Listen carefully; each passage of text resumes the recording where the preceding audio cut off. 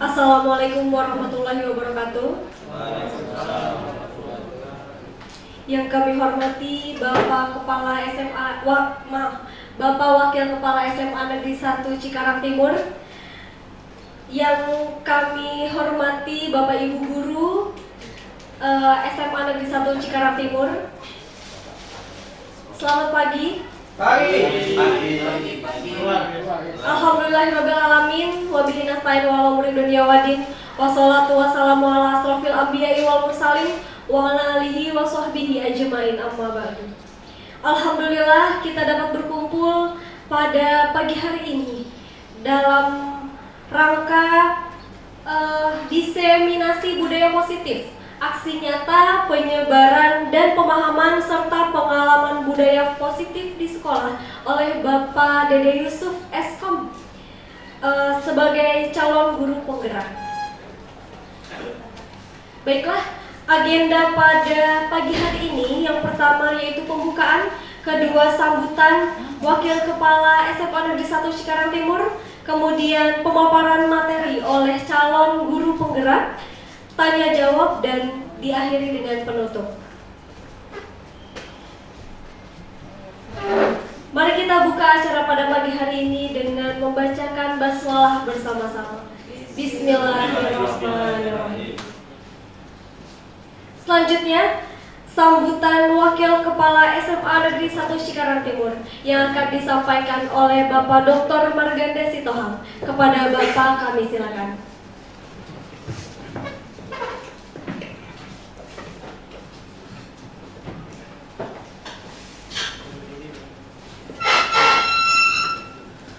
Assalamualaikum warahmatullahi wabarakatuh.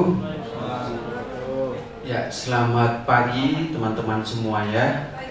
Yang saya hormati semua Bapak Ibu guru yang berkenan hadir di tempat ini dalam rangka mendengarkan sosialisasi ataupun diseminasi penyebaran pemahaman disiplin positif ya buat kita semua dalam rangka tugas dari CPG atas nama Bapak Dede Yusuf SPD. Pertama-tama saya mengucapkan apresiasi yang luar biasa ya buat teman kita, teman rekan sejawat kita, karena ketika sudah mengambil keputusan untuk belajar, mengambil keputusan untuk menambah dari segi pemahaman, pengetahuan, kognitif dan afektif keterampilannya di dalam pengelolaan pembelajaran di kelas ini akan membutuhkan waktu ya, waktu, tenaga, pikiran dan dedikasi. Apa yang sudah didapatkan ya itu akan diberikan atau diterapkan di dalam kelas. Tidak hanya di lingkungan sekolah pribadi atau lingkungan sekolah sendiri, tapi ini juga bisa diterapkan di lingkungan sekolah orang lain. Namanya diseminasi. Jadi pembekalan yang diberikan oleh guru, tim pengajar di CPG itu juga akan sangat bermanfaat buat saudara kita Pak Dede Yusuf. Dan ini juga akan berdampak baik buat SMA kita ya. Saya pribadi juga belum siap waktu itu. Sebenarnya waktu itu masih diskusi kita ya, Pak Dede kalau ada angkatan berapa nanti buka CPG, ntar bareng-bareng ya. Nah Pak Dede juga udah mengingatkan, Pak sudah buka gelombang yang sekian. Nah ternyata memang dibutuhkan konsistensi dan integritas untuk kalau kita mau siap ya siap kita daftarkan seperti itu. Ternyata saya belum siap karena sesuatu hal, dan ini sangat bermanfaat sekali buat pribadi kita masing-masing ya, untuk menambah pengetahuan kita, untuk menambah energi positif di sekolah kita, dan ini akan berdampak bagi lingkungannya ya, terutama lingkungan teman rekan sejawat. Jika ada permasalahan-permasalahan ditemukan di kelas, tidak hanya tentang akademik, tapi non akademik juga. Bagaimana cara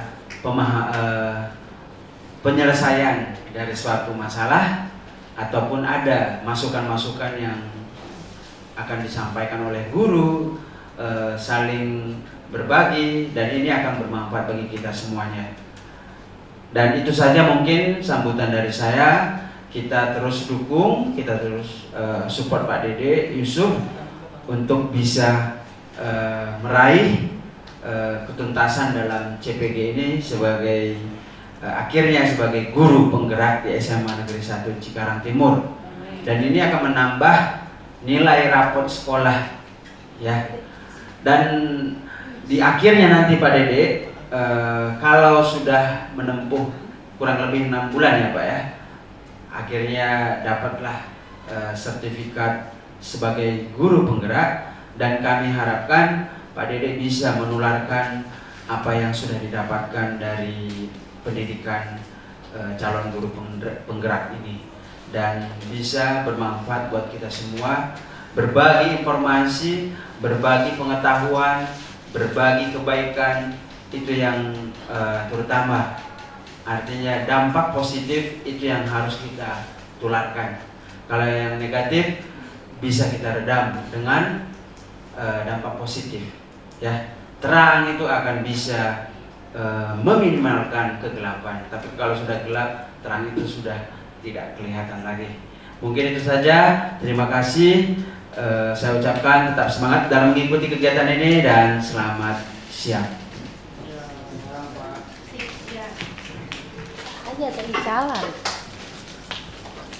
Terima kasih kepada Bapak Dr. Marganda Sitohang yang telah menyampaikan sambutannya. Sambutan yang kedua yaitu sambutan Wakil Kepala SMA Negeri 1 Cikarang Timur urusan kesiswaan kepada Bapak Robli MPD. Kami silakan.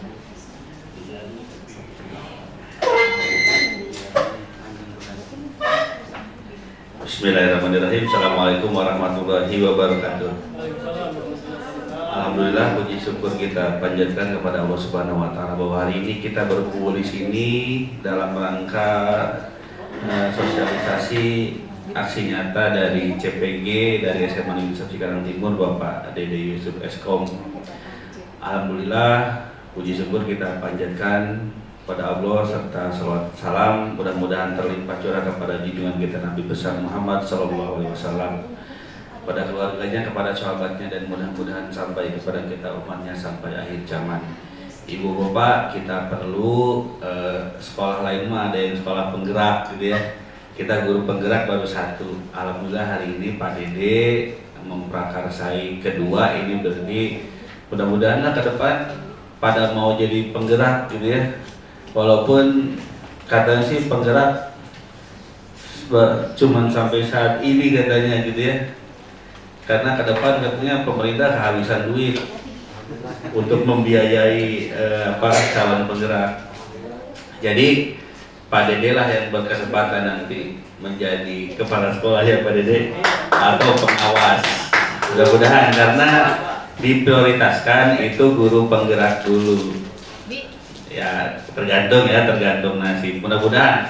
Tapi ketika Pak Dede sudah punya kuncinya, Pak Dede lah yang berhak membuka pintu itu, pintu untuk menuju kesuksesan puncak dari karir di sekolah, yaitu kepala sekolah. Ya kalau tidak bisa jadi pengawas. Tapi untuk kali ini mah saya tetap utuh cita-cita saya mah jadi lurah gitu ya. Ibu bapak, mungkin banyak keuntungannya kita punya guru penggerak, karena mereka kemana-mana gitu ya, ke SMA mana gitu yang membutuhkan ya Pak Idan lah, saya contohnya, istrinya itu sampai kemana-mana gitu. Karena memang teman-teman saya juga sudah pada masuk ke guru penggerak, bahkan sudah mendapat fee yang lumayan gitu ya. Jadi ketika selesai kegiatan dapat gitu ya. Walaupun Pak Dede sekarang baru sebatas konsumsi doang, nanti diganti gitu ya.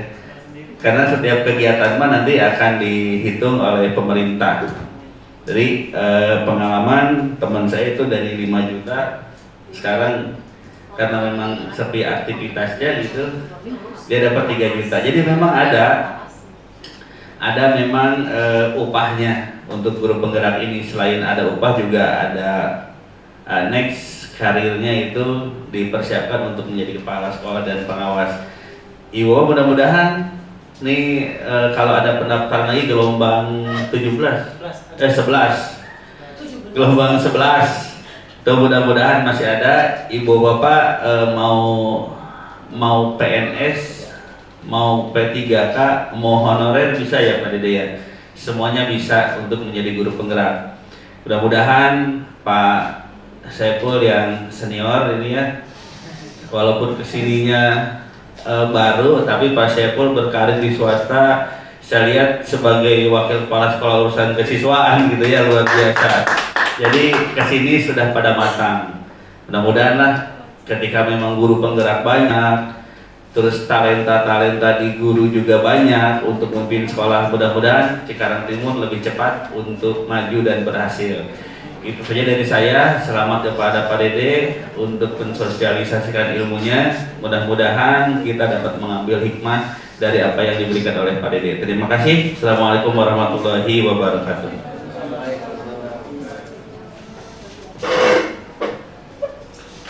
Terima kasih kepada Bapak Romli MPD yang telah menyampaikan sambutannya. Baik, selanjutnya langsung ke inti acaranya ya Pak. Pemaparan materi oleh calon guru penggerak, yaitu Bapak Dede Yusuf Eskom. Kepada Bapak Dede Yusuf, kami silakan. Bapak, kita mulai ya. Bismillahirrahmanirrahim. Assalamualaikum warahmatullahi wabarakatuh. Selamat pagi, salam sejahtera untuk kita semua. Alhamdulillahirrahmanirrahim. Wabina sayyidina ala umuri dunia wa din. Wassalatu wassalamu ala asrafil anbiya wa mursalin wa ala alihi washabihi ajma'in. Rabbi sholli sadri wa yassir li amri wa hlul 'uqdatam min lisani yafqahu qawli. Yang saya hormati Ibu Kepala Sekolah, dan hal ini Bapak Wakil Kepala Sekolah yang sudah hadir, Pak Dr. Marganda dan Pak Romli. Saya hormati Bapak Ibu Dewan Guru, staf TU yang sudah meluangkan waktunya di diseminasi budaya positif ini. Puji syukur kita ucapkan kepada kehadirat Allah Subhanahu wa taala yang sudah memberikan kita nikmat iman dan Islam sehingga kita bisa berkumpul di ruangan guru yang sangat adem ini ya, mewah ya. Salawat serta salam kita selalu berterima kepada junjungan kita Nabi besar Muhammad sallallahu alaihi wasallam. Bapak Ibu, di sini izinkan saya memperkenalkan diri. Nama saya Dede Yusuf. Ya udah kenal ya. Calon guru penggerak, masih calon. Ya, kita bertahap, alhamdulillah ini di angkatan 10. Waktu dulu pendaftaran sih gelombangnya 9, tapi sekarang udah ada buka lagi gelombang 11. Bapak Ibu semua berkesempatan ikut guru penggerak. Yang pasti buka SIM PKB-nya, jangan lupa sering-sering dilihat SIM PKB. Kemudian ada banyak keilmuan-keilmuan atau PMM tuh, platform Merdeka Belajar, itu kita bisa belajar banyak di situ. Nah, ini juga sebenarnya ada topik budaya positif, disiplin positif ya di PMM yang nanti dapat sertifikatnya. Oke. Sebelumnya izinkan saya memberikan pandangan bahwa di sini bukan berarti saya menggurui ya, ini tugas sebagai aksi nyata penyebaran pemahaman yang sudah kita alami di modul-modul kemarin, di modul pembelajaran CGP berbasis daring ya kemarin. Dan ada pertemuan yang namanya Lokakarya. Di sini ya. Sebentar. Nah, ini peta konsep ya. Konsep inti budaya positif ini ada 8. Yang pertama, perubahan paradigma belajar, ada disiplin positif, nilai-nilai kebajikan, kebutuhan dasar manusia, motivasi perilaku manusia, kemudian posisi kontrol guru, keyakinan kelas, dan segitiga restitusi. Nanti kita bahas satu-satu. Waktunya cukup lama ya, tapi tetap semangat Bapak Ibu. Semangat. Kita kasih ice breaking dulu sedikit, boleh? Iya. Ya, jangan ada main HP aja ya. Tepuk, kalau saya bilang satu, tepuknya prok prok prok, ha, gitu ya. Satu. Kalau dua, prok prok prok, dor. Dua. Dua kali aja ya, dor dor gitu ya biar seru ya. Dua. Nah, kalau tepuk tiga, hu gitu ya. Prok prok prok, hu gitu ya. 3 kali punya. Satu kali aja. Tiga. Ya, coba berdiri dulu biar semangat. Ya, ini. Ya, siap. Tepung dua. Nah, 2, 1, 3. Prok prok prok, dor dor, prok prok prok, ha ha. Satu kali. Ya, ulang. Satu kali dong, yang dor cuma 2 kali ya. Yang dua tuh dornya doang yang 2 kali. Kebanyakan enggak? Tepung dua. Dor. Oke. Konsentrasi sudah cukup ya? Cukup aja ya? Terima kasih. Ya, pengennya gitu. Jadi gak enak saya ya. Bapak Ibu udah lebih jago. Itu ICT itu lebih ke biar mereka, biar anak-anak nanti kalau di kelas meningkatkan konsentrasi kembali kepada pelajaran kita. Next nih, apa sih konsep perubahan paradigma belajar? Di sini kita udah pernah dengar namanya, zaman kita dulu ada, dulu kita pembelajarannya teaching center ya. Sekarang paradigma pembelajaran baru bahwa kita kalau bisa student center, berpusat kepada murid. Nah ini pembelajaran dengan paradigma baru dirancang berdasarkan prinsip-prinsip pembelajaran berdiferensiasi. Nah, apa sih diferensiasi? Yaitu memungkinkan peserta didik belajar sesuai kebutuhan dan tahap perkembangan mereka masing-masing untuk mewujudkan profil pelajar Pancasila. Tentunya sesuai minat, bakat, seperti ada IPA, IPS ya, di kurikulum Merdeka dan sebagainya. Nah ini profil pelajar Pancasila itu apa? Nah ada 6 dimensinya. Yang pertama beriman bertakwa kepada Tuhan Yang Maha Esa, berkebinekaan global, bergotong royong, kreatif, bernalar kritis, dan mandiri. Oke. Nah ini materi kedua, miskonsepsi tentang teori kontrol. Kenapa langsung ke sini? Kita pernah berpikiran ilusi guru mengontrol murid, kemudian ilusi bahwa orang dewasa berhak memaksa. Ada lagi ilusi bahwa semua penguatan positif efektif dan bermanfaat. Dan ada lagi ilusi bahwa kritik dan membuat rasa bersalah mampu menguatkan karakter. Nah, miskonsepsi ini bertujuan stimulusnya yaitu kita stimulus respon ke pendekatan teori kontrol itu realitas kebutuhan kita sama, padahal menurut teori kontrol kebutuhan kita itu berbeda ya. Murid butuhnya apa, kita butuhnya berbeda, dan kita bisa memberikan rujukan kepada murid, tapi murid bisa menolak rujukan tersebut ya. Penghargaan juga kan. Semua orang melihat hal yang sama, padahal setiap orang memiliki gambaran berbeda. Izin saya duduk aja ya, nggak apa-apa ya. Dan kemudian kita mencoba mengubah orang agar berpandangan sama dengan kita. Nah, padahal kita berusaha memahami pandangan orang lain tentang dunia. Teori kontrolnya kita ternyata tidak bisa mengontrol orang itu yang bisa mengontrol dirinya sendiri ya. Kemudian orang lain bisa mengontrol saya, tidak ya. Hanya Anda yang bisa mengontrol diri Anda sendiri. Kemudian model berpikir menang kalah menurut stimulus respon, padahal kita berpikir menang-menang ya. Jangan berpikir menang kalah gitu ya. Kemudian pemaksaan ada pada saat bujukan gagal, padahal lebih bagusnya kolaborasi dan konsensus menciptakan pilihan-pilihan baru. Oke. Nah ini baru disiplin positif. Nah apa sih itu disiplin positif? Nah disiplin positif adalah pendekatan yang bertujuan untuk meningkatkan kesadaran dan memberdayakan peserta didik tanpa menggunakan hadiah, ancaman, atau hukuman. Nah kita mungkin masih banyak sering kalau nggak masuk lagi kamu panggil orang tua gitu, ancaman ya, setuju ya, kayak gitu ya. Tapi memang itu akan disepahamkan karena dia sudah ada peraturan yang sebelum dia masuk ke sekolah ini atau ketika kelas 10 dia memahami aturan-aturan. Nah, itu harus tetap kita pegang teguh.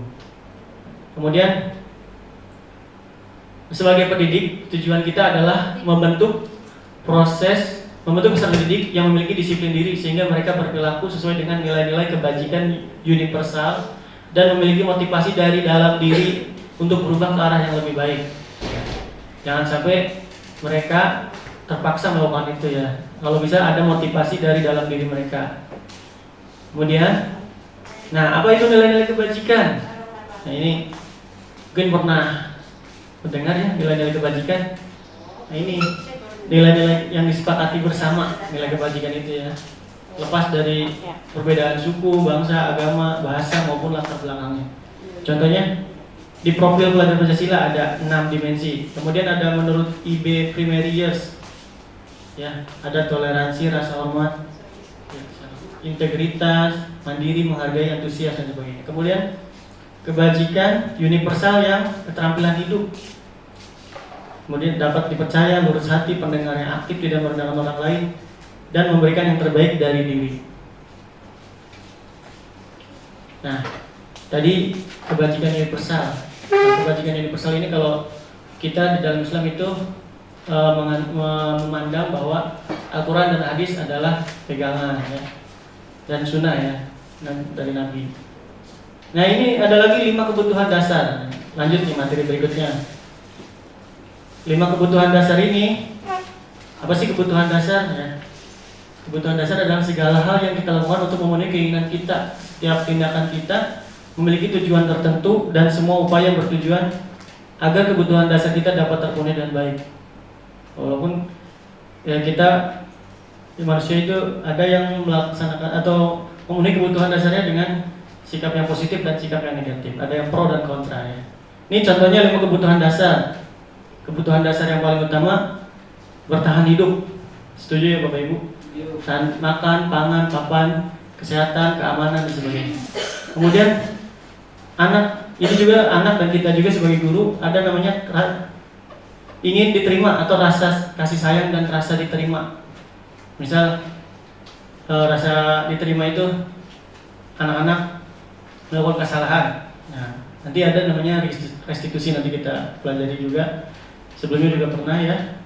Nah, anak tuh jangan sampai menyendiri gitu ya. Kenapa nggak berkumpul dengan teman kamu? Beda circle bu, gitu ya. Mungkin kayak gitu ya.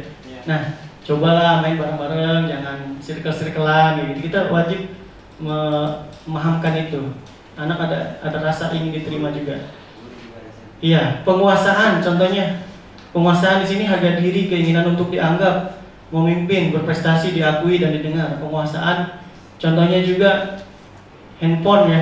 Kita berkuasa atas handphone kita, setuju ya? Tidak, orang lain tidak boleh minjem dong. Nanti dia buka bawa WA dan sebagainya. Kecuali mungkin kita minta tolong, telepon orang lain gitu ya. Meminta telepon ke orang tuanya yang karena dia terlambat atau karena dia izin ya dan sebagainya. Kemudian kebebasan. Nah, ini kita juga perlu kebebasan, setuju ya? Contohnya kebebasannya di sini. Ya. Kebebasan di sini memiliki pilihan mencoba hal baru mampu mengendalikan dirinya.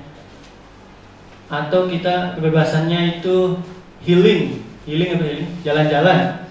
Setuju ya? Mancing ya Pak ya? Mancing. Ingin membebaskan pikiran dari kerja, jaker, jalan-jalan kerja, nah itu. Jabung beda lagi. Coba terkecil. Ya, itu kebebasan. Kemudian kesenangan. Nah, ini funny, bermain, humor, antusiasme, karaoke, tertawa. Itu kita perlu juga. Ini kebutuhan 5 kebutuhan dasar kita. Ya tadi ya.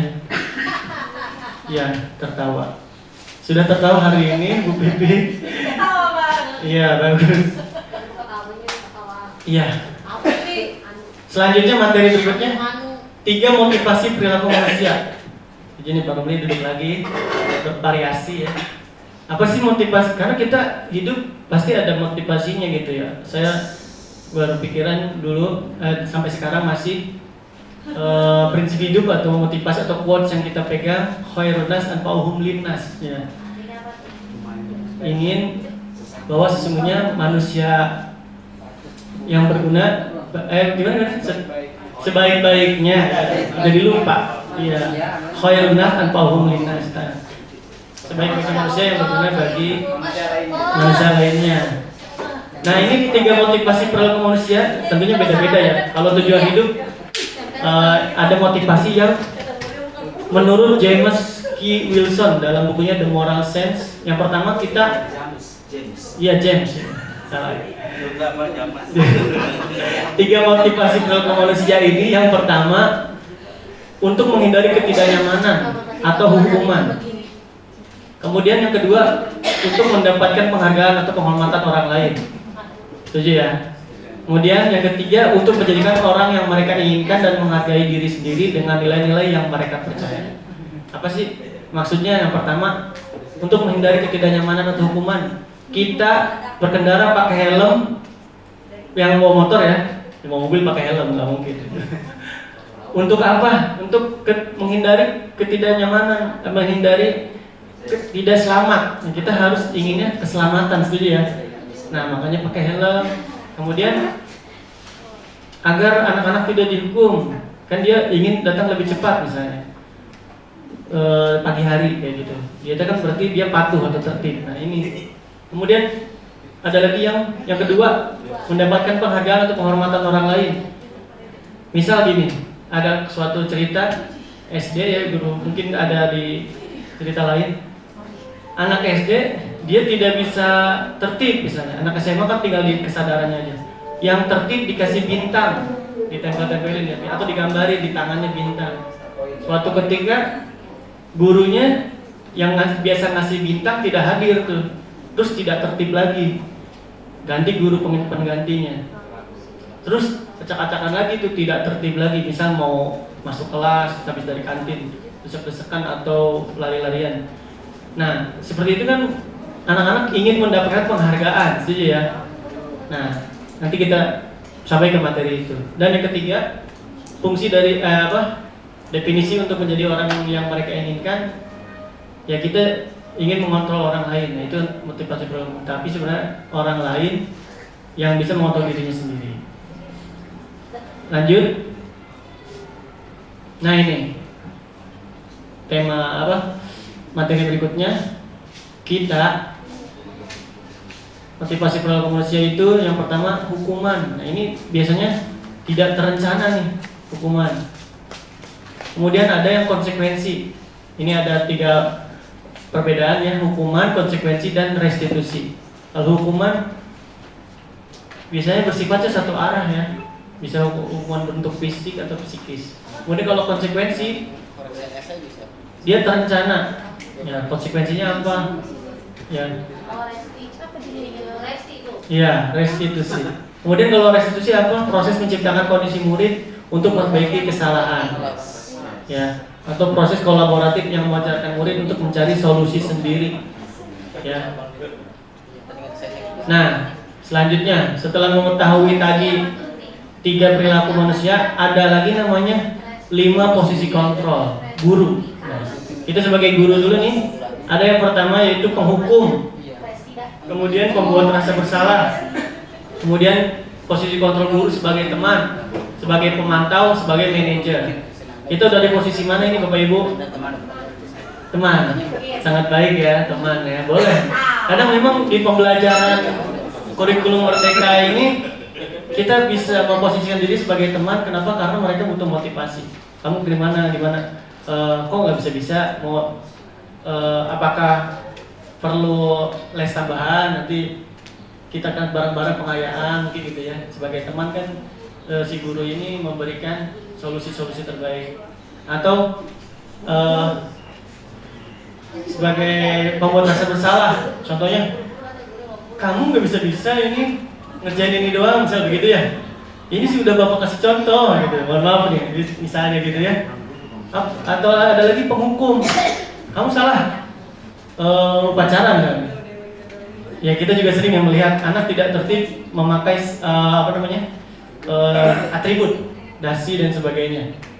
Nah kita kadang-kadang baris lebih lama, dia dipindahkan. Tujuannya apa? Inginnya membuat jerak gitu ya, kita hukum. Tapi kalau posisi manajer, alangkah baiknya kamu setelah dia di upacara selesai kita kasih wejangan atau nasihat. Kenapa masih melakukan seperti ini? Kenapa telat? Kenapa? Kamu tahu nggak sebelumnya peraturan sekolah itu seperti apa? Harus memakai seragam lengkap atau atribut lengkap ketika upacara, kayak gitu ya. Apa yang solusi terbaik kamu nanti ke depannya biar tidak dihukum seperti ini lagi? Saya akan datang lebih pagi, kemudian memakai atribut lengkap.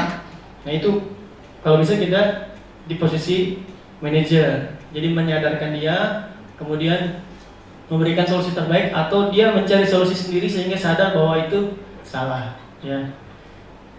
Kemudian, nah ini 5 posisi kontrol.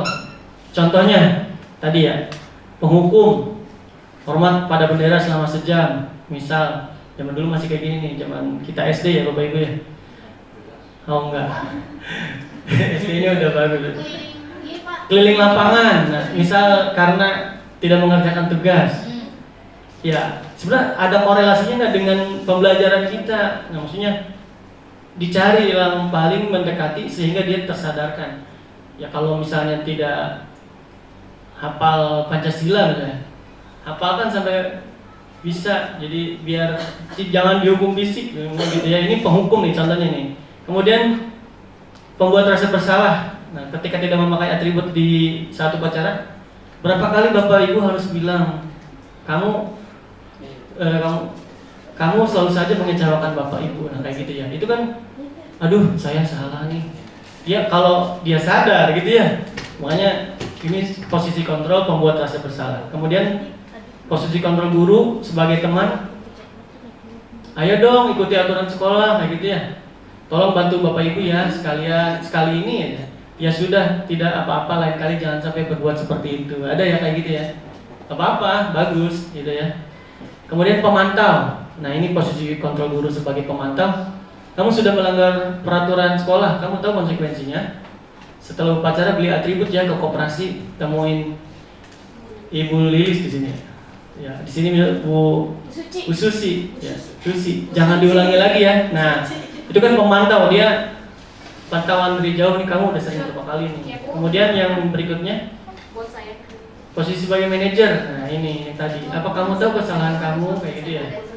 Kira-kira bagaimana memperbaiki kesalahan kamu? Ya kita berharap semoga mereka ada motivasi intrinsik di dalam diri mereka ya, karena sudah kita sadarkan, kita tentunya masing-masing juga cara menyadarkannya ya. Cuman kan kesadaran itu yang kita lihat belum. Nah kemudian subtema berikutnya keyakinan kelas. Sudah pernah dengar ya? Kesepakatan kelas, keyakinan kelas, pernah ya Bapak Ibu? Atau membuat kontrak belajar zaman awal-awal pembelajaran. Nah, kesepakatan kelas sama saja sebenarnya sih. Jadi kenapa bukan peraturan kelas? Ya, ada yang tanya nggak kira-kira? Kenapa bukan peraturan kelas? Nah, kenapa namanya keyakinan kelas? Nah, mari kita lihat. Kenapa ya? Oke, di sini prinsip atau nilai-nilai dasar yang disepakati oleh guru dan siswa untuk menciptakan lingkungan belajar yang positif. Kalau peraturan lebih ke kalimat-kalimat yang baku. Nah, kalau ini keyakinan kelas, apa yang kita yakini di kelas tersebut. Nah, misal prinsip-prinsip kebaikannya apa, nilai-nilai dasar yang ingin dicapai apa. Misal keyakinan kelas, kita lihat. Nah ini, bagaimana cara membuat keyakinan kelas? Berupa pernyataan universal atau abstrak. Jadi bukan, dan dibuat dalam pernyataan positif, bukan kalimat negatif. Contohnya, dilarang membuang sampah, itu kan dilarang, kalimatnya negatif, Bapak Ibu ya. Kalau kalimat positifnya apa? Buanglah sampah pada tempatnya. Kemudian, sedikit saja agar mudah diingat. Jadi bukan kalimat yang panjang-panjang, mematuhi peraturan sekolah bla. Misal sedikitnya itu tidak juga negatif ya. Belajar dengan aman dan nyaman, artinya tidak boleh gaduh, misal gitu ya, jika tidak ada guru. Nah, berarti jauh dari kata tidak ya? Ya, tidak menggunakan kalimat negatif. Contohnya lagi jangan itu kan negatif. Jangan, misal membuli teman. Nah, berarti kan baiknya gimana? Berkatalah dengan baik, perkataan yang baik. Nah, kadang-kadang bahasa itu ya. apa namanya? Boleh ditanggapi nggak sih? Boleh gimana Pak? Kadang yang sederhana, yang mudah Iya. dimengerti, anak-anak gampang. Harus benar-benar spesifik. Danta Iya. gitu kalau bahasa orang Gembong. Danta. Danta, iya betul. Kalau yang normatif kadang-kadang nggak ditanggapi gimana ya Pak? Iya, gimana Ya, Pak? boleh. Di sini juga disesuaikan juga dengan kondisi kelas, Pak. Kalau memang bahasa atau kearifan lokal kita, ya, budaya di Bekasi seperti apa, ya, baiknya sih memang menggunakan kalimat-kalimat yang mudah dicerna oleh anak-anak dan kesepakatan bersama. Kayak kemarin kita ngelihat PMM teman kita ya, yang nempel-nempel notes. Nah itu disebar dulu. Apa sih keyakinan kelas kamu? Saya juga membuat tuh, namanya membuat keyakinan kelas. Alangkah baiknya sih memang Bapak Ibu awal tahun keyakinan kelas itu dibuat dan ditempel. Nanti Bapak Ibu guru yang pelajaran lain juga melihat bahwa itu keyakinan kelas, itu bersama wali kelas. Ya, kesepakatan kelas, keyakinan kelas sama. Jadi nilai-nilai yang disepakati. Contohnya di kelas ini tidak memakai seragam sesuai dengan hari. Nah, jika ada yang tidak sesuai dengan keyakinan kelas, berarti kan dia sadar sendiri bahwa malu gitu ya. Kok saya sendiri beda kayak gitu ya. Dan semua warga kelas dilibatkan saat membuat keyakinan kelas di sini ya. Ya, keyakinan kelas ada yang mau tanyakan lagi ya? Iya, boleh. Ini kan keyakinan kelas berarti kan untuk semua nih. Ha-ha. Bagaimana kalau misalkan di pelajaran ibu tersendiri, ibu mau mengadakan kesepakatan kelas itu boleh nggak? Boleh. Tapi memang Kesepakatan kalimat pelajaran. iya, mungkin namanya kontrak belajar, Bu. Kontrak Itu belajar. dilaksanakan di awal pelajaran kita di semester awal atau di semester genap, tapi di bagian pelajaran awal. Kalau keyakinan kelas ya Berarti khusus, kita lebih doain. khusus, betul. Itu Berarti namanya ada tanda tangan kontrak gitu juga. iya, Antara atas kesepakatan dengan- bersama dengan murid ya.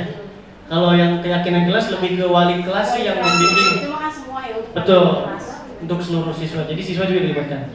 Nah, selanjutnya segitiga restitusi ini bagian terakhir. Tadi kan 8 tema ya gitu ya. Sehari ini ya. Ini kalau di PMM itu 7 hari. Iya, disiplin positif. Waktunya ya. Nah, ini. Apa sih segitiga restitusi? Nah, tadi kan udah tahu hukuman, konsekuensi, dan restitusi. Nah, restitusi dikembangkan lagi di segitiga restitusi ini oleh Diana Ghosh ya dalam bukunya Restitution ya, suatu proses dialog yang dijalankan oleh guru agar dapat menghasilkan murid yang mandiri dan bertanggung jawab. Yang pertama tahapannya itu menstabilkan identitas. Nah, anak-anak kadang kita nanti kita coba ya contohnya ya. Kadang kita begini, sini, salah itu gitu ya, langsung digituin. Padahal sini ya, ditanya dulu, kenapa kamu buat seperti itu? Distabilkan dulu identitasnya, jangan langsung salah, adjustment gitu ya, di-adjust ya. Nah, kemudian validasi tindakan yang salah. So, kamu sudah tahu kan bahwa misal contohnya ya, mereka menggunakan lipstick, ya iya. Tahu nggak ini sampai merah begini kamu? Ini sekolah nih Mau sekolah mau sampai nyinden. mau sekolah mau model nih, mau nyinden. Divalidasi. Kamu tahu peraturan sekolah tidak boleh memakai lipstick yang berlebihan atau make up ya yang berlebihan. Nah, kemudian tanyakan keyakinannya. Kan kita sudah bikin keyakinan atau peraturan sekolah yang sudah kita sepakati bahwa hal-hal kayak gitu tidak baik. Nah, mereka sadar. Nah, apa solusi terbaik kamu? Distabilkan, dikasih keyakinan lagi. Apa solusi kamu? Coba, saya akan meminta maaf pada guru yang sudah mendukung misalnya gitu ya. Saya akan menyebarkan bahwa hal kayak gini tidak boleh. Kemudian saya akan menghapus yang terlalu itu ya, anak-anaknya. Kalau Bapak Ibu guru boleh bermake up? Boleh. Aduh. Boleh, kata Bapak Kepala Sekolah ya, Ibu dan Bapak sebelumnya. Diluruskan ya, hanya ibu guru bukan guru kan, tapi Iya Bapak, kalau ada yang bilang boleh. Bapak-bapak dandan. Ya, hanya ibu guru. Kenapa? Karena personality ya, hospitality, pelayanan kepada murid. Dan masa, mohon maaf, terlihat kucal masuk ke kelas, gitu ya. Pucel kok pucel, iya biar Anak-anak fresh. suka protes, bu kok pucet banget sih? Nah, betul. Kok pucet banget sih Bu? Gini. Ya, alangkah baiknya kita Sekolah Boleh juga dong tempur. kalau bapak guru Soleh. rambutnya panjang. Bapak guru ya? Bapak guru boleh kan rambutnya panjang. Secara kalau filosofi Ki Hajar Dewantara, kita alangkah baiknya memberikan yang pertama ingasa sentulada, memberikan keteladanan. Sungtulodo bahasa Jawa ya. Ingasa mau ing maja bangun apa? Pertama ingarso sungtulodo, ing maja bangun karso, tuturi handayani. Yang kedua ing maja bangun karso. Di tengah berikan bimbingan, yang terakhir tuturi handayani, di belakang memberikan dorongan, motivasi.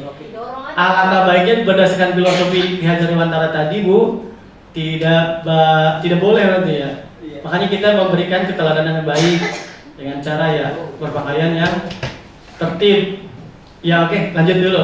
Nanti kita diskusi lagi. Make up apa boleh tuh? Nah ini contohnya nih, menstabilkan identitas. Kan mau make up ya? Menstabilkan identitas contohnya berbuat salah itu wajar, ya nggak? Kita stabilkan dulu identitasnya ya. Mungkin guru bapak ibu BK sudah lebih paham ini. Ada di mata kuliahnya kata Bu Yun, kemarin kita diskusi sedikit.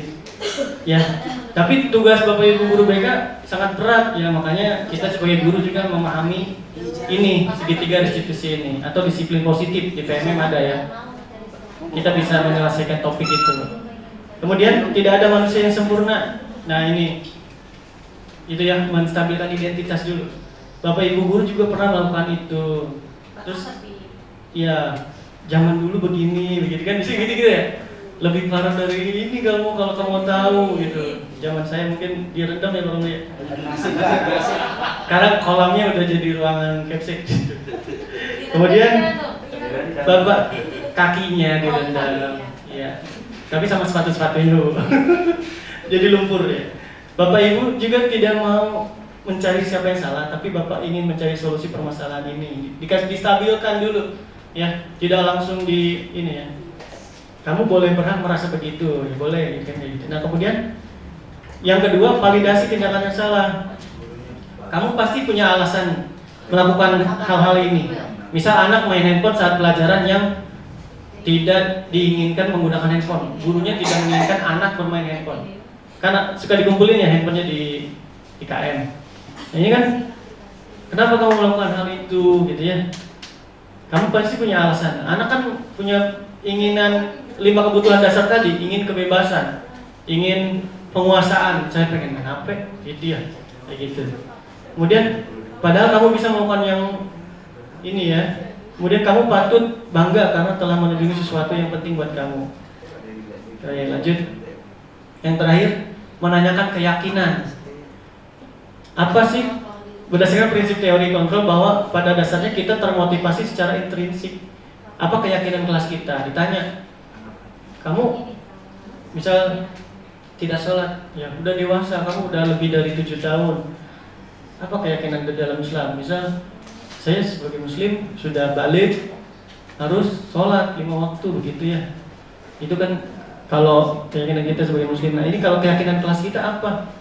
Tidak masuk selama 10 hari, tapi tidak ngasih kabar ke wali kelas. Waduh, gitu ya. Kemudian nilai-nilai apa yang udah disepakati bersama, nah, kayak tadi ya di keyakinan kelas ya. Nah kemudian ada menanyakan keyakinan lagi, kamu ingin menjadi orang seperti apa sih gitu kan ya. Nah ini digali gitu ya. Seperti kemarin saya ngeliat Pak Deden memberikan segitiga restitusi kepada alumni ya berarti ya, kelas 12 ya Pak Deden ya. Saya juga itu termasuk segitiga restitusi. Berbentuk ngobrol, tidak terasa. Tanya anaknya, kamu kenapa jam segini baru datang? Misal perjanjiannya jam 7, dia telat. Terus sholat subuh kagak, tahu nggak keyakinannya gini-gini ini. Terus dikasih nasihat-nasihat, kayak gitu ya. Menanyakan keyakinannya, kayak gitu. Sebenarnya ini sering kita lakukan ya. Cuma memang tidak terasa itu adalah segitiga restitusi. Kita nggak tahu istilahnya. Ya, karena ini baru dikenalkan padahal yang penemunya ini dari 98, Diane Gosen-nya namanya. Nah ini baru di kurikulum merdeka, ini barang baru sebenarnya. Namanya segitiga restitusi. Dan ini pernah juga didiseminasikan di ruang guru lama sama Pak Yahya ya waktu itu. Dan ini contoh ya, nanti ini ceritanya Doni ya, namanya Doni. Kenapa kamu telat? Di suaranya nggak ada ya. Ini nanti videonya juga ada sih di YouTube, cuma YouTube-nya bukan YouTube yang saya ini. Jadi ceritanya ya ada teks. Ini siswa, gurunya lagi rapat, siswanya ke kafe. Nah saya panggil, kenapa kamu ke kafe? Saya ingin bebas Pak. Padahal dia bolos. Kemudian kasih restitusi. Nanti videonya saya share juga kalau Bapak Ibu pengen lihat linknya ya. Tapi mohon maaf, ini baru contoh penerapan, bukan pelakuan aslinya. Pengalamannya sih beberapa kali kita melakukan itu, cuman baru tahu istilahnya ini namanya restitusi. Ya, ini slide yang paling saya sukai. Terima kasih. Bapak Ibu, mohon maaf ya, tadi sekali lagi saya selalu bilang tidak maksud menggurui. Di sini tujuannya penyebaran pemahaman disiplin positif atau budaya positif. Ya, namun cek Sunda mah lain mematahan wajah memerik ya gitu ya.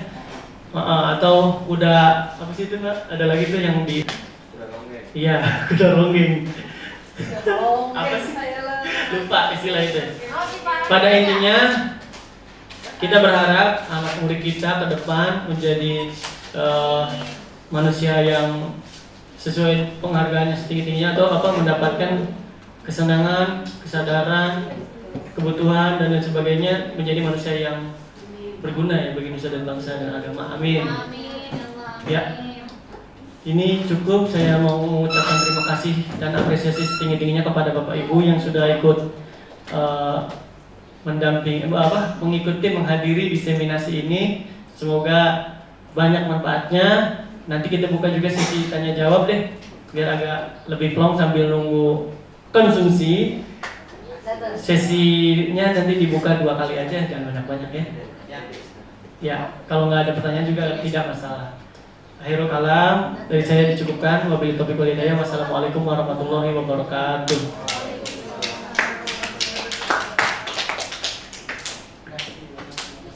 Ya, terima kasih kepada Bapak Dede Yusuf sebagai calon guru penggerak angkatan 10 Kabupaten Bekasi.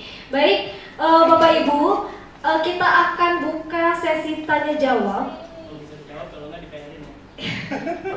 Tadi sudah beberapa ya dari Bu Vivi, kemudian dari Bu Lia, mungkin ada beberapa ibu bapak yang masih mengganjal, yang masih ingin tahu bagaimana tentang diseminasi budaya positif ini. Disilakan.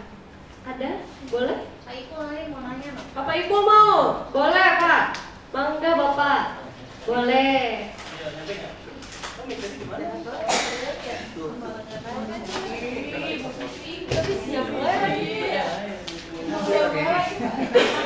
Udah.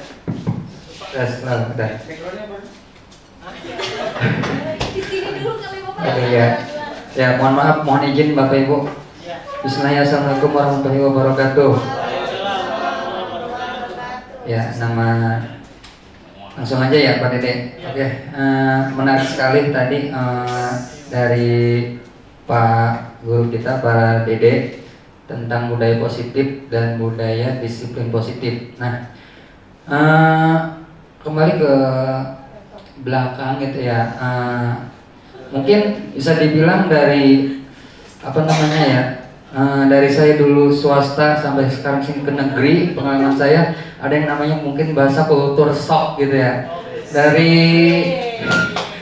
yang dulu di swasta yang sangat ketat kedisiplinannya, mungkin tadi sudah dikasih tahu dengan Pak ini, saya memang alhamdulillah menjadi vokasi kesiswaan yang sangat ketat gitu ya. Mungkin sedikit berbagi pengalaman aja. Dari mulai jam 7 udah masuk apel setiap hari, terus sholat zuhur digiring-giring, nggak seperti di sini mungkin.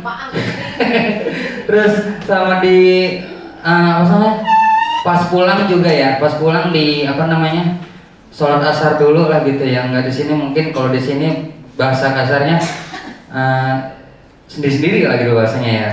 Mungkin kita ya sebagai guru bisa mengingatkan aja gitu ya, apalagi ya mungkin saya tanggung jawab juga mungkin sebagai guru agama nanti kan ya, atau kita ya umumnya sebagai guru ya tetap mengingatkan kepada anak-anak kita untuk disiplin, apalagi disiplin ibadah gitu. Nah jadi gini, tadi yang sebenarnya masih mengganjal pada diri saya, bagaimana benar-benar menyebabkan siswa itu sadar dan jera akan budaya positif ini tanpa kita ya jujur aja di Al-Ikhwan saya sempat kalau ininya dikeluarin nih saya cubit aja tuh gitu kan. Atau sempat ya fisik gitu, contoh semacam kayak push up dan lain sebagainya. Jujur sempat saya ini, cuman pas waktu itu pengawas ada PKKS gitu ya, harus budaya positif disiplinnya, wah rasa bersalah banget gitu kan ya anak-anak di gitu. Tapi ya jadi saya, nah apalagi ya seperti tadi kultur sampai, jadi beda banget di swasta khususnya di Al-Ikhwan dengan di sini ya budaya positif. Mungkin saya di sini juga nggak akan berani melihat anak datang apa namanya ininya dikeluarin push up, nggak mungkin kan seperti itu. Nah jadi mungkin intinya Pak Dede bagaimana sih caranya ya menyadarkan, membudayakan benar-benar anak itu walaupun tidak kita ancam, tidak kita apa, tapi benar-benar dia itu sadar gitu ya. Mungkin di situ yang masih mengganjal sebenarnya, karena memang dulu di Al-Ikhwan ya beda banget mungkin ya sama di negeri budaya ininya. Mohon maaf sekali lagi Bapak Ibu, bukannya saya membanding-bandingkan, saya hanya ingin memberikan bencana agar saya juga tidak karena saya kan juga di sini baru pertama, saya juga masih melihat masih mengobservasi anak-anak gitu ya. Bagaimana nih biar nggak ada kesalahan gitu ya. Ya sebenarnya untuk kedisiplinan ini khususnya bukan hanya tanggung jawab Pak Romli mungkin sebagai kesiswaan, sebagai jenderalnya kedisiplinan, atau Bu Uyun gitu ya selaku BK, tapi kita semua sebagai guru adalah tanggung jawab kita bersama mendisiplinkan anak-anak seperti apa, seperti itu. Mohon izin bahwa bukannya membanding-bandingkan, bukannya bagaimana, mohon pencerahannya aja Pak Dede seperti apa untuk di khususnya di Seman 1 Cikarang Timur ini agar saya tidak terlalu shock lagi. Oke, terima kasih. Wassalamualaikum warahmatullahi wabarakatuh. Baik, terima kasih Pak Saiful. Boleh Bu Lia?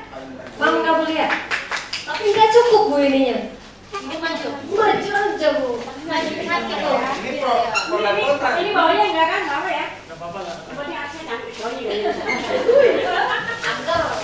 Oke, assalamualaikum warahmatullahi wabarakatuh. Ini tim ketawa. Oke, mungkin ini saya sedikit menanggapi dari Pak Ipul ya. Tadi Pak Ipul mengatakan bahwa dia shock dari swasta ke negeri. Kalau menurut ya mungkin Pak Ipul baru pertama kali. Tapi kalau seandainya Pak Ipul melihat ada anak wajib dikeluarkan, kita tidak langsung maksudnya tidak itu bukan urusan gua, tapi benar tadi dikatakan Pak Ipul, ini kita warga, kita berhak untuk menegur anak tersebut. Gitu. Terus ya dulu di swasta ketat, di sini mungkin tidak ketat gitu. Ya insya Allah nanti beda ketatnya. Kalau di sini mungkin anak-anaknya bajunya yang ketat-ketat ya Pak ya. Oke, pertanyaan Ibu di sini masalah pembiasaan positif, masalah ibadah ya Pak Dede. Soalnya Ibu kadang suka melihat di anak biasanya di jam istirahat kedua kita kan ada waktu untuk makan dan sholat. Tapi kenyataannya itu anak-anak banyak yang belum sholat. Nah kalau Ibu, maaf, Ibu kalau misalkan anak masuk, Ibu suka nanya, kamu kenapa telat? Gitu kan, sholat Bu dan sebagainya. Oke, Ibu kasih toleransi. Tapi nanti untuk ke minggu-minggu berikutnya Ibu nggak kasih toleransi.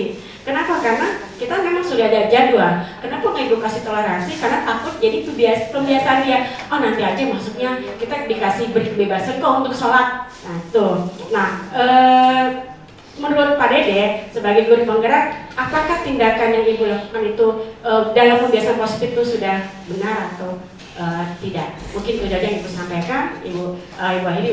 Wassalamualaikum warahmatullahi wabarakatuh.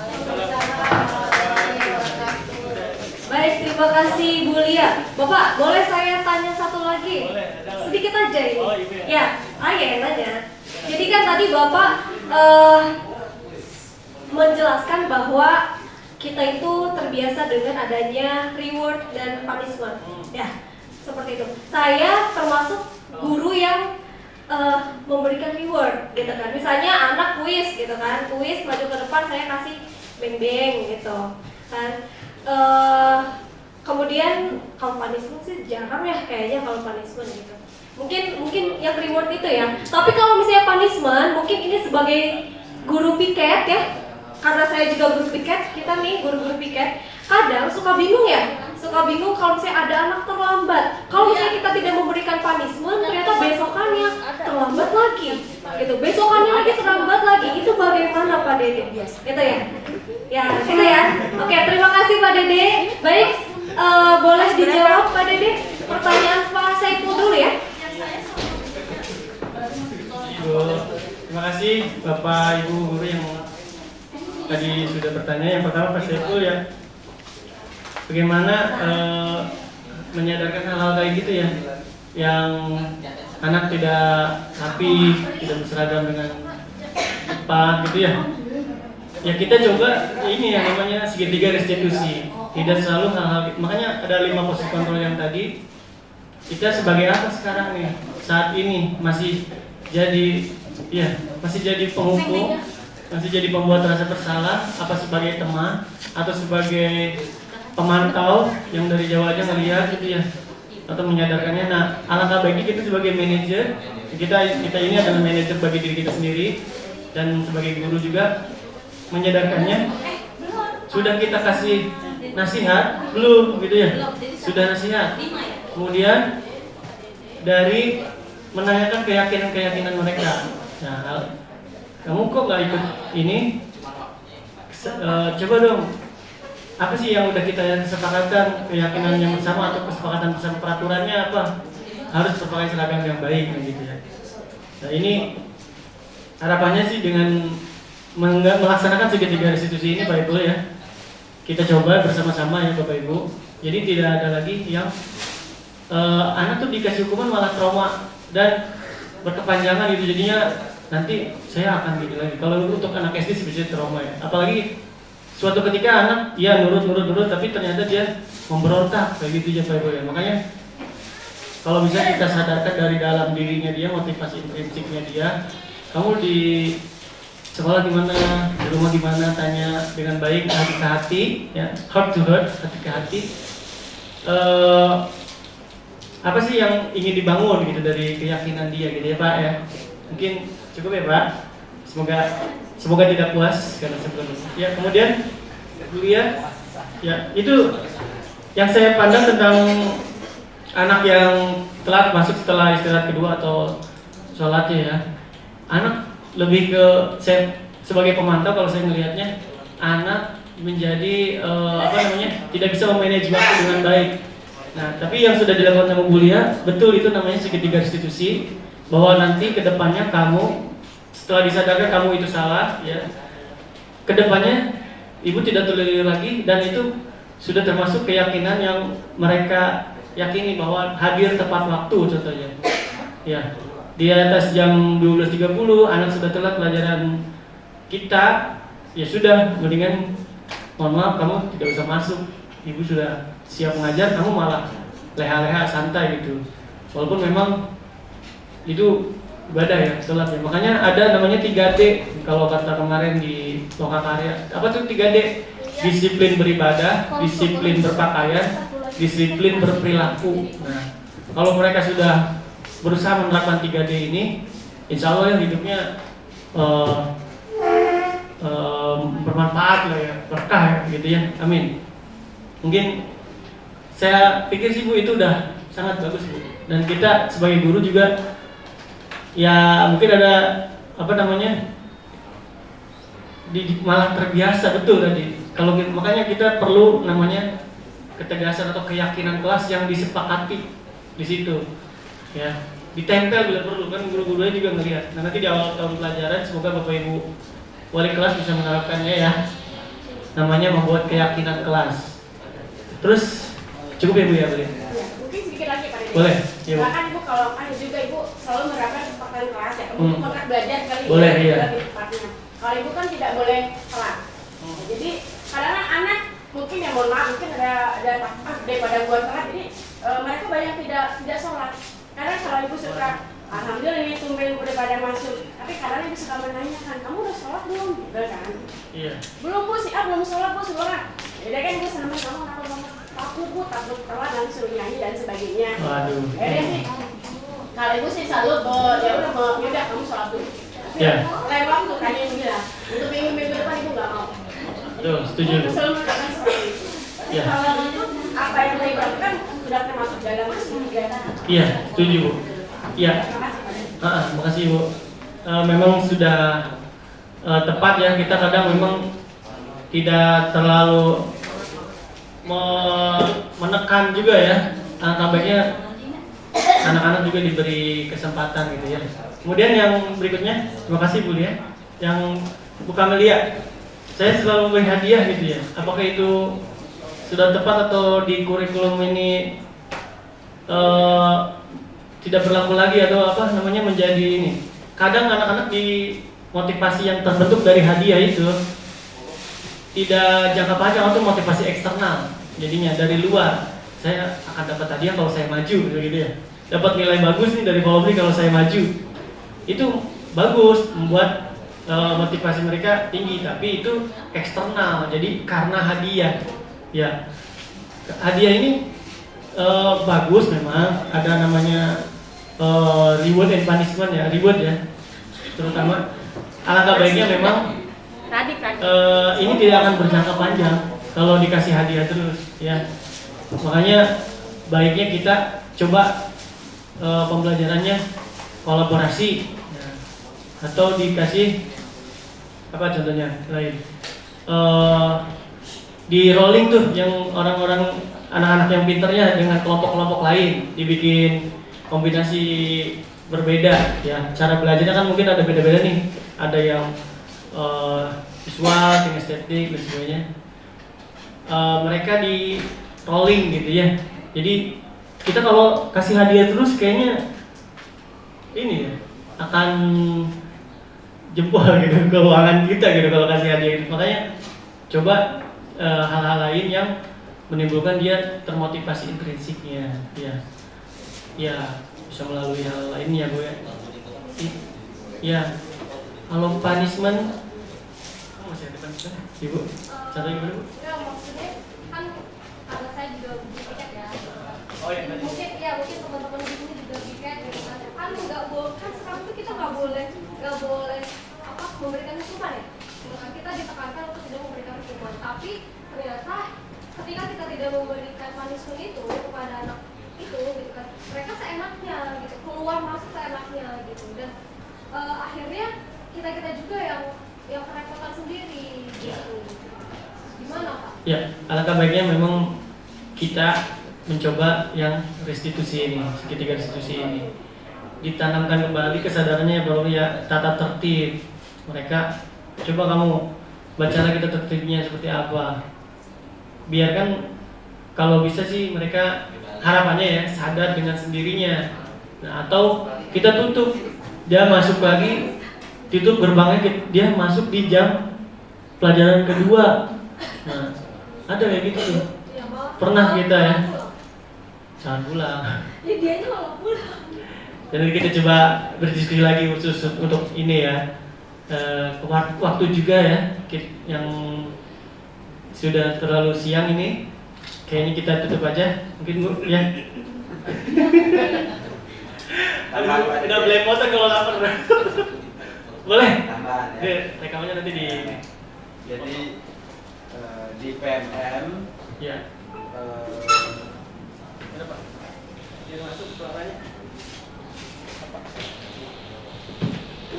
Ya, terima kasih atas kesempatannya. Kebetulan restitusi ini modul yang saya ambil, Pak. Iya, restitusi ini modul yang saya ambil ketika kita mengisi observasi praktik. Ya, karena pilihannya di situ banyak sekali, ada 3 temanya. Kemudian dalam satu tema itu juga ada beberapa modul yang kita pilih, dan salah satunya saya ambil ini adalah restitusi. Kalau menurut saya restitusi itu adalah pemulihan ya. Di situ ada tadi segitiganya, validasi, itu menanyakan kenapa, gitu, itu menstabilkan identitas. Jadi ini contoh kasus misalnya yang saya dapatkan dalam pembelajaran itu ketika anak melakukan kesalahan, ya.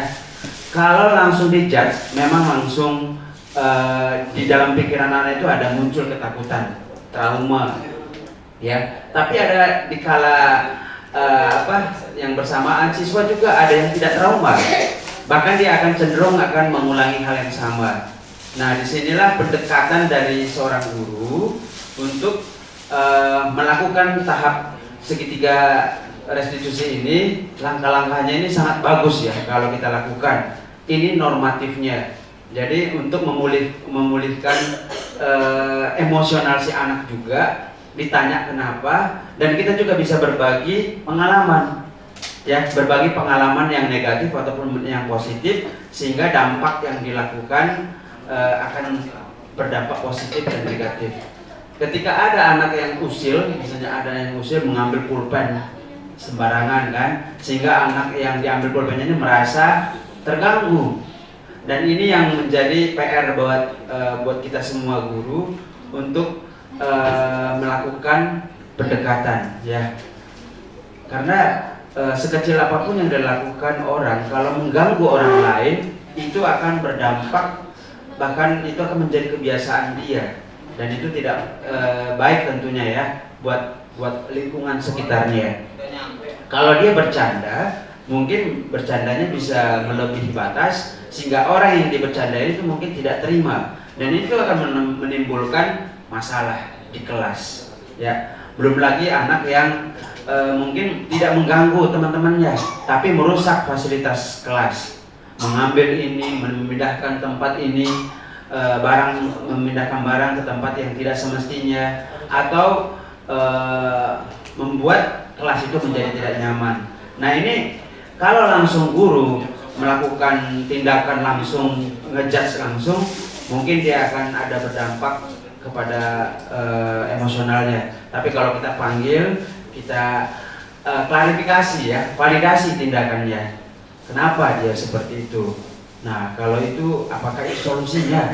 Kalau memang kamu lakukan hanya bercanda, tapi apakah itu akan berdampak bagi temanmu, itu bisa terima enggak? Kalau enggak terima, masih dia akan terganggu, dan itu akan mengganggu atmosfer kelas di dalam proses KBM. Nah, saya sepakat dengan Pak Dede, dan hal-hal itu perlu dilakukan, dan tanpa mengurangi egosentris dari seorang guru, kita bisa humble ya. Artinya kita mengambil hati anak dengan cara bukan membujuk dan sebagainya, tapi dengan cara yang benar, langkah-langkah yang sudah dijelaskan tadi. Mungkin itu saja Pak Dede, terima kasih.